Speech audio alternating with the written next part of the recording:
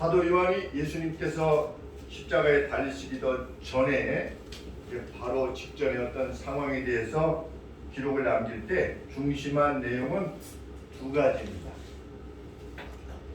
하나는 예수님께서 그 어떤 죄도 저지르지 아니하셨다. 제가 여러분께 여쭙겠습니다. 예수님은 무슨 죄로 돌아가셨습니까? 사람을 죽이려면 이유가 있지 않겠습니까? 그것도 십자가에 죽여야 되는데 예수님께서 무슨 죄로 돌아가셨습니까? 네? 궤식죄. 네, 궤식죄. 네, 참. 그 궤식죄는 무슨 죄입니까? 무죄죠, 무죄. 네. 제목을 떠올려 보려고 해도 제목이 없어요. 예수님이 왜 죽으셨는가? 세상 법정에서 무슨 제목으로 돌아가셨는가? 그래서 거짓 증인들이 나와서 막 거짓 증언을 서는데도 서로 말이 안 맞아가지고 결국은 그것이 무효가 됐습니다. 그런데도 예수님이 죽으셨습니다. 성경의 기자들이 기록으로 남기신 이유는 무엇이냐면 예수님은 죽으셔야만 됐기 때문에 죽음. 예수님의 제목이 뭡니까? 우리 죄입니다. 우리 죄. 예수님이 우리 죄 때문에 죽으신 겁니다. 나의 죄. 나의 죄 때문에 제목이 나의 죄입니다. 예수님이 왜 죽으셨느냐? 나의 죄 때문에 죽은 겁니다. 그것이 성경이 말하고자 하는데 예수님의 제목이 있습니다. 이것은 무엇을 말해주는 것입니까? 제목이 없다.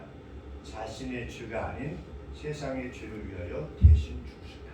이런 의미인 것입니다. 두 번째는 아시는 길을 가셨다는 겁니다. 요한 사도께서 특별히 강조하시는 말은 무엇입니까? 태초에 말씀이 계시니라. 로고스가 계신다. 제1원인자로서의 로고스가 계신다. 무에서 유를 창조하신 그 로고스, 우리나라 말로 번역하면 말씀이지요. 태초에 말씀이 계신다. 그 말씀이 누구냐? 그 예수님이시다.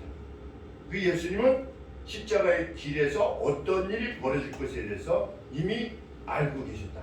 예수님이 십자가로 향해서 나갈 때, 예루살렘으로 향해 나아갈 때 무엇이라 말씀하셨습니까? 거기 가보면 새끼 나귀가 있는데 그걸 달라고 해라. 끌고 와라. 아니 그 나귀 주인이 황당하지 않겠습니까? 아니 자기 나귀인데 다른 사람들이 와가지고 좀 써야겠다고 가져가려고 하면 그 사람이 얼마나 화를 내겠습니까? 예수님 뭐라고 말씀하셨습니까? 주께서 쓰시겠다고 해라. 그럼 줄 거다. 제자들이 가서 주께서 쓰겠다고 하니까 어떻게 하는 겁니까? 주는 겁니다. 예수님은 알고 가셨다. 그 길을. 이 두 가지가 예수님께서 십자가에 달리시기 전에 일어났던 일들에 대해서 증언하고자 하는 내용의 핵심입니다. 다시 한번 예수님은 우리 죄를 위해서 죽으셨다. 또 하나는 예수님은 이미 알고 계시는 길을 가셨다. 베드로가 몇 번 부인했습니까? 예수님을 3번 부인했습니다. 영어 성경에 보니까 I am not 있습니다. I am not. 나는 아니다. 나는 아니다. I am not을 3번 했습니다. 그런데 예수님이 네가 나를 3번 I am not. 나는 아닙니다. 라고 부인하게 될 것이다. 하셨는데 그것이 정확하게 이루어졌다는 겁니다. 아시는 길을 가셨다는 겁니다.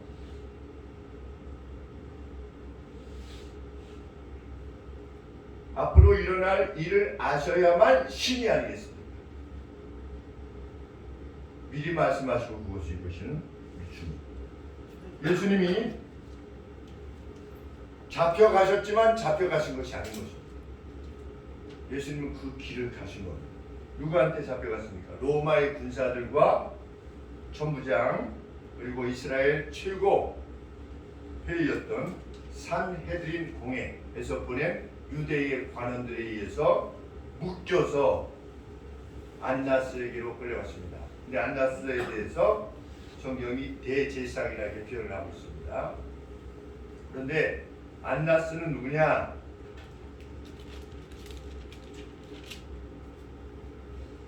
13절에 먼저 안나스에게로 끌고 가니 안나스는 주후 6년부터 주후 15년까지 이스라엘의 대제사장 역할을 감당했던 사람입니다. 예수님이 지금 몇 세이십니까? 33살이시잖아요.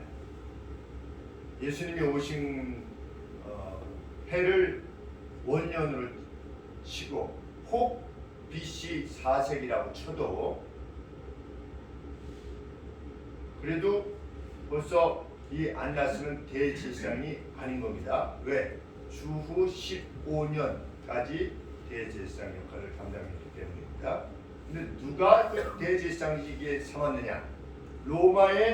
로마의 지도를 받아서 시리아를 담당하고 있던 시리아 총독이 이 안나스를 대제사장으로 삼은 겁니다.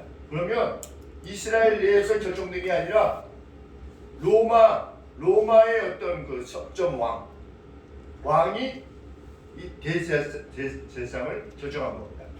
그러니까 그 영적 어둠이 얼마나 어두웠겠나 이런 생각을 하게 되는 겁니다. 오늘 우리 교단에 총회장이 있는데 총회장을 누가 결정하느냐? 국무총리가 결정하는 겁니다. 아니면 무슨 요새는 내무부 장관이 아니라 무슨 장관인데 행정안전부가 그 장관이 교단장을 결정하는 겁니다. 그런 것이나 마찬가지였던 상황인 것입니다. 그런데 이 안나스는 은퇴 후에도 막강한 파워를 휘둘렀대요. 그래서 무려 50년간이나 이 안나스 집안이 다 해먹은 겁니다. 그래서 자기 아들 5이 다 대제사장입니다. 그러니까 50년 동안 이제 이 집안이 해먹는데 첫째 아들 몇 년 하고 또 둘째 아들이 몇 년 하고 이래가지고서 50년간을 대제사장이 다 해먹었는데 5 아들과 그리고 손자까지도 대제사장을 하도록 한 것이고 그 파워가 넘치니까 사위였던 가야바조차도 대제사장으로 만들어져 그가 안나스 대단한 당시의 파워를 지니고 있었던 그러니까 오늘로 치면 전 대제사장인 것이죠. 그런데 여전히 막강한 힘을 가지고 있으니까 예수님을 누구에게로 먼저 데리고 갔느냐? 예비 조사를 하기 위해서 이 안나스에게로 먼저 예수님을 끌고 가고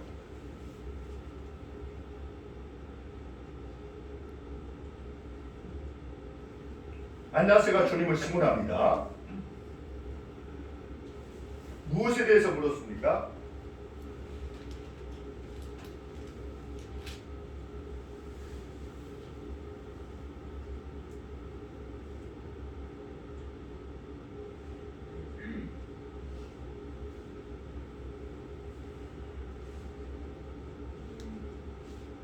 예수님의 제자에 대해서 물었습니다. 19절 보면 대제사장이 예수에게 그의 제자들에 대해서 물었습니다. 너희 제자들이 누구냐? 그리고 너의 가르침에 대해서 논하라.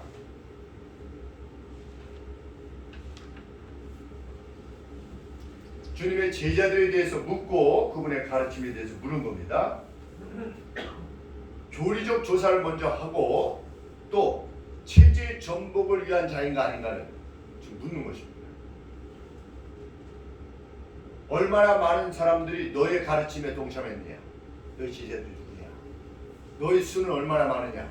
너를 따르는 자들이 이렇게 물었고 또 너의 가르침의 내용은 무엇이냐? 이렇게 물었습니다. 예수님은 제자들에 대해서 한마디도 말씀하시지 않았습니다. 내 제자들은 이러하다 저러하다 이렇게 말씀도 하시지 않았습니다. 단지 예수님의 가르침에 대해서 말씀하시는데 예수님의 가르침의 내용에 대해서 말씀하신 것이 아니라 나는 어떤 체제 전복이나 교리적 문제가 될 만한 것을 가르치는 것이 아니라 나는 공개적으로 다 가르쳤다. 그동안에.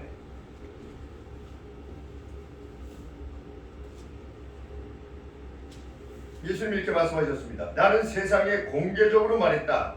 나는 항상 모든 유대인들이 함께 오는 회당에서 그리고 성전에서 가르쳤고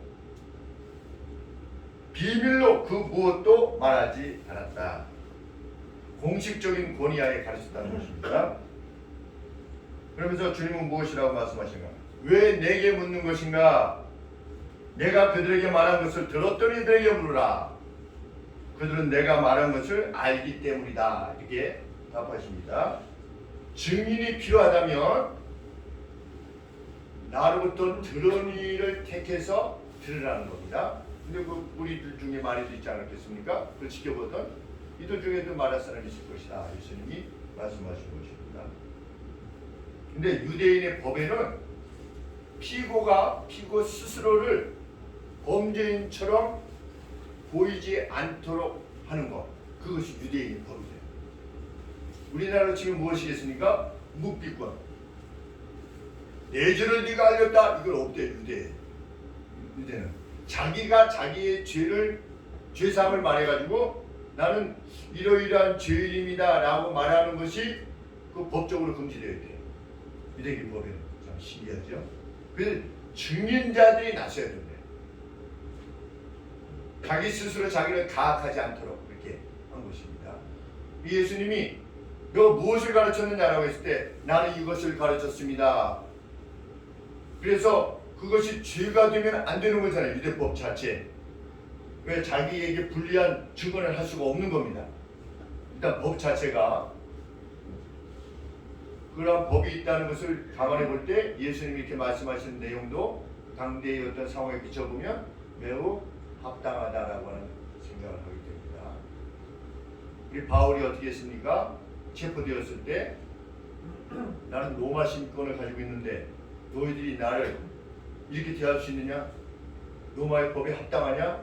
이렇게 했더니 천부장이 두려워하지 않았습니까? 예수님께서도 내게서 들은 이들로부터 답을 들어라. 그랬더니 대제사장 곁에 있었던 관료가 예수님을 손으로 쳤습니다. 무엇이라고 하면서 손을 쳤습니까? 네가 대제사장한테 이렇게 무리하게 답할 수 있느냐? 라고 하면서 쳤어요. 쳤는데 결국은 제목을 발견했으니까 어떻습니까? 결국은 예수님을 치면서까지 행했지만 제목을 발견하지 못한 겁니다. 요한이 말하려고 했던 것은 무엇입니까?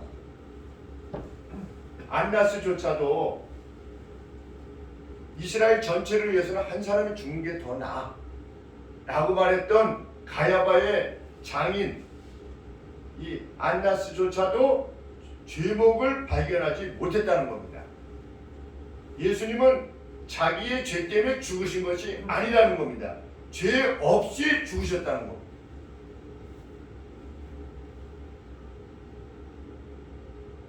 죄 없이 죽으셨다는 것이 정말 중요한 것입니다. 죄 있는 자는 죄를 대신할 수 없기 때문입니다.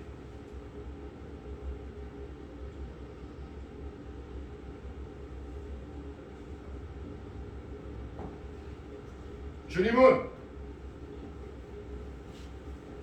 제례 요한의 증언이 무엇입니까? 보라! 세상 죄를 지고 가는 어린 양이로다. 세상의 죄를 지고 가시는 어린 양. 그것을 증언하는 것입니다. 그러면서 요한은 동시에 무엇에 대해서 기술하고 있습니까? 주님이 그렇게 신문당하시는 도중에 베드로의 3번의 부인에 대해서 기록으로 남기고 있습니다. 예수님께서 베드로에게 뭐라고 말씀하십니까? 네가 나를 3번 모른다고 할 것이다. 그랬을 때 베드로가 뭐라고 답했습니까?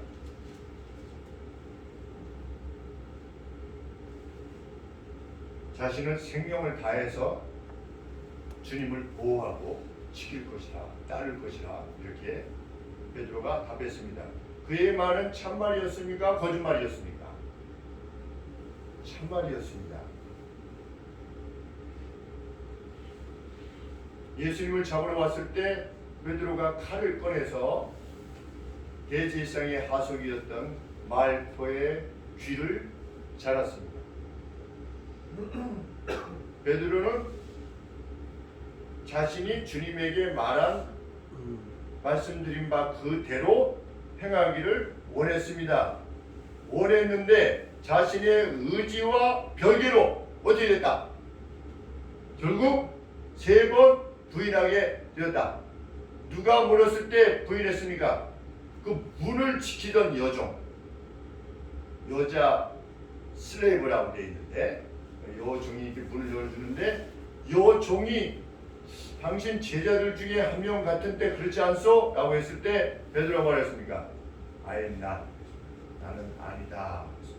두 번째, 날이 추웠는지 모닥불을 피우는데 모닥불과 함께 이제 베드로도 모닥불을 같이 쬐고 있던 가운데 그들 중에 사람들이 물었죠. 당신 제자 같은데? 그랬더니 I am not. 나 아니다. 마지막으로 누가 물었습니까? 대제사장의 그 종이 귀가 잘린 말고의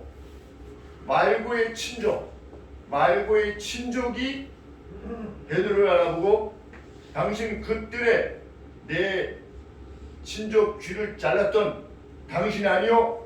당신 같은데? 이렇게 하니까 베드로가 말했습니다. 나는 아니라. 이렇게 답했습니다. 아니라고 답했던 순간에 어떻게 됐다? 마지막 27절에 이에 베드로가 또 부인하니 3번 부인하니 곧 닭이 울더라. 예수님은 어떤 분이시냐? 닭이 울기 전에, 닭이 울고 나서도 부인할 수 있죠. 닭이 울고 나서. 근데 닭이 울기 전에 3번 부인하게 되는 것이죠. 3번 부인했더니 닭이 울었다. 닭이 좀 나중에 올 수도 있잖아요. 시골에서 닭 키워보면 4시 반쯤 울어요. 닭이 4시 반에 4시 반 5시에 닭이 우는데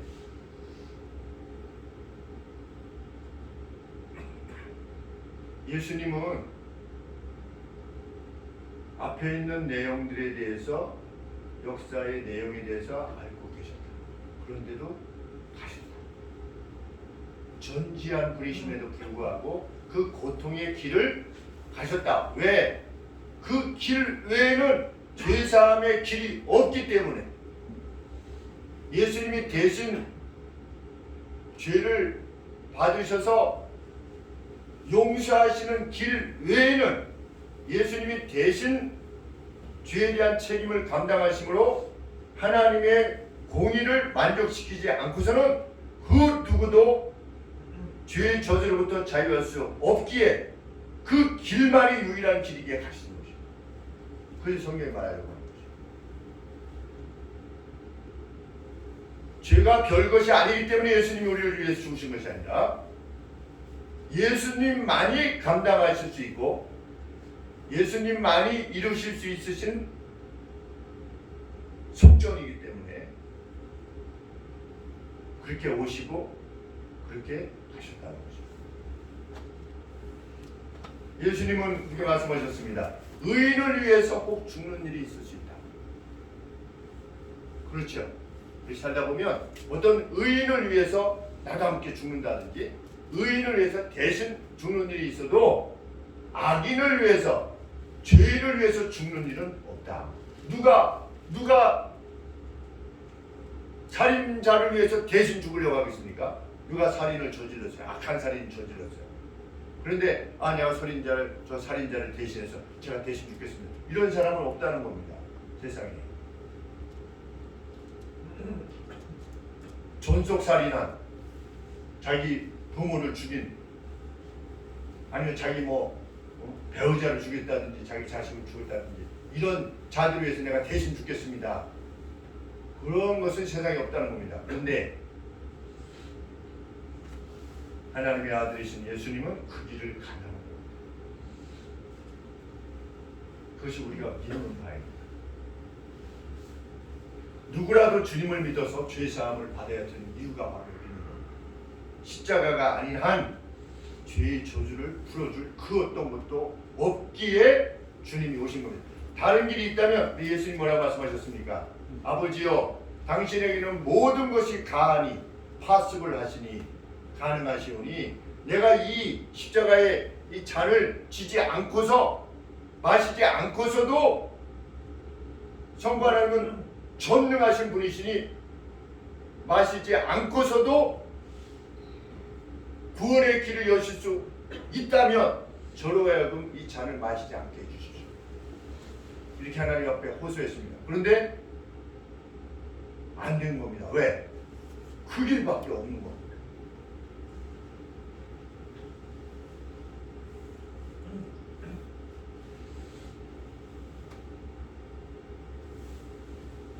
요한의 증언이 우리에게 그러하듯 힘 다하여서 이 사실을 세상에 알려야 될 것입니다. 이 같은 사실 정말 그렇게 묻지 않았습니까? 테스 형 어떻게 가보니 천국이 있더이까 이렇게 나오나 선생님이 그렇게 테스라고 하는 노래를 지어서 이렇게 만들지 않았습니까? 이제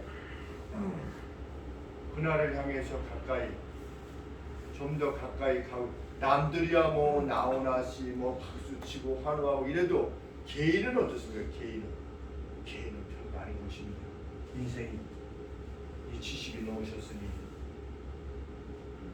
그것에 대해서 생각해 보지 않겠습니까?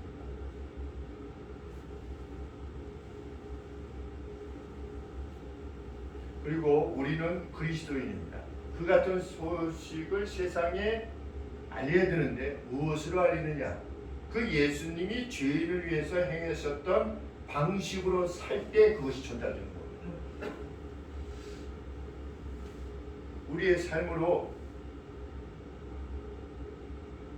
우리 스스로도 죄인을 위해서 죽기까지 하신 그 예수님을 본받아서 우리도 사는 겁니다.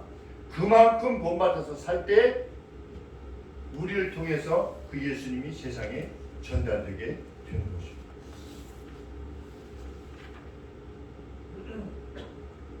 내가 그리스도를 본받듯이 너희들은 나를 본받아라. 이렇게 말씀하셨습니다.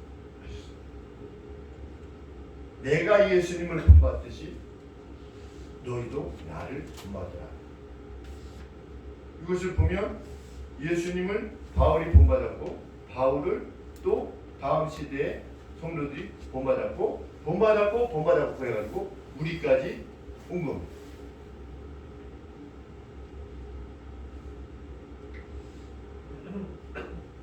우리가 주님을 닮아간다면 세상은 착한 사람으로서의 우리가 아니라 신적 구별됨을 지닌 우리 안에서 느껴지는 어떤 신의 성품에 동참케 된 우리들의 모습을 보고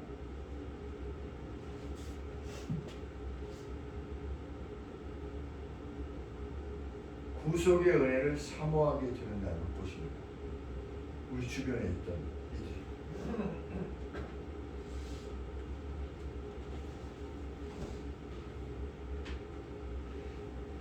이들이 죄 없으셨고 모든 것을 미리 아실 수 있던 그 전능의 주께서 사람을 위해서 죄를 대신 감당하기 위해 죽으신 것처럼 우리도 인생을 살 때 내가 그렇게 해야만 될 특별한 이유가 없음에도 불구하고 우리가 그리고 세상의 어떤 인식들보다도 더 뛰어난 인식들을 가지고 있음에도 불구하고 어떻게 되는 겁니까? 죄인을 위해서 죽으신 주님처럼 우리가 세상의 복됨을 위해서 그렇게 섬길 때, 특별히 죄 문제를 위해서 그렇게 섬길 때 세상은 우리를 통해서 주를 보게 될 것입니다. 주의 어미하심을 보게 될 것입니다. 왜 예수 그리스도를 믿어 죄 사함을 얻어야만 됩니다라고 하는 것인가를 보게 될 것입니다. 참 그 그리스도인 됨이 우리 가운데 있기를 간절히 소원합니다. 기도하겠습니다.